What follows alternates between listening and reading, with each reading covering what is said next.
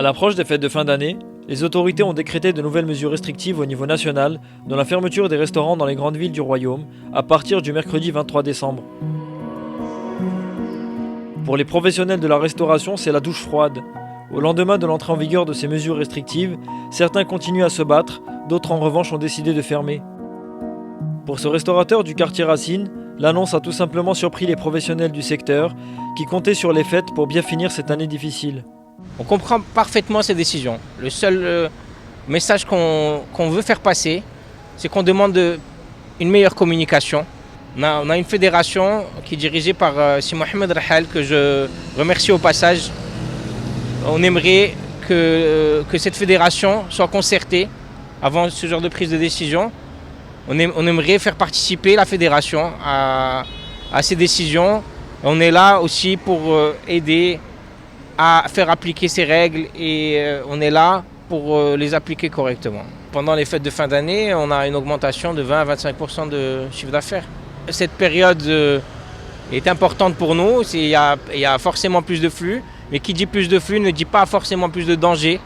D'accord, étant donné qu'on est restreint par notre capacité réduite, ça ne crée pas plus de danger. D'ailleurs, je dis un grand bravo à tous mes confrères qui ont fait preuve de résilience depuis le début de cette crise. On s'est adapté aux horaires de fermeture, on s'est adapté à la capacité réduite, on s'est adapté quand il fallait faire du delivery comme maintenant, bien que ce ne soit pas toujours évident. 3 semaines, c'est beaucoup, mais on pense à toutes ces familles qui dépendent de nous et on va se battre comme on a l'habitude de le faire. De son côté, la propriétaire de ce restaurant japonais de renom explique que cette annonce est un nouveau coup dur pour la profession, d'autant plus que ces mesures interviennent en plein préparatif de fêtes de fin d'année. Cette année, comme tous les ans, nous avions prévu de faire un pop-up au Selman à Marrakech. Et malheureusement, donc, le Selman a dû annuler cet événement qui pourtant allait se dérouler, bien entendu, avec toutes les dispositions et dans des conditions sanitaires irréprochables. Mais voilà, donc c'est vrai que c'est une opération qui, en s'annulant, va beaucoup impacter encore nos chiffres. C'est terrible. En fait, on a appris la nouvelle d'abord par les médias. Donc on n'a pas eu d'annonce officielle. On a dû attendre une journée pour savoir exactement ce qu'il en était. S'il y allait vraiment y avoir une fermeture totale, que signifiait fermeture totale, est-ce qu'on allait pouvoir encore livrer ou pas, faire du à emporter, etc.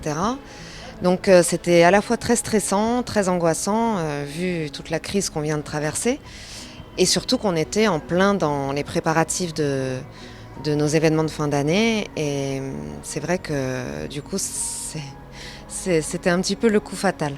L'impact, oui, économique et financier a été terrible.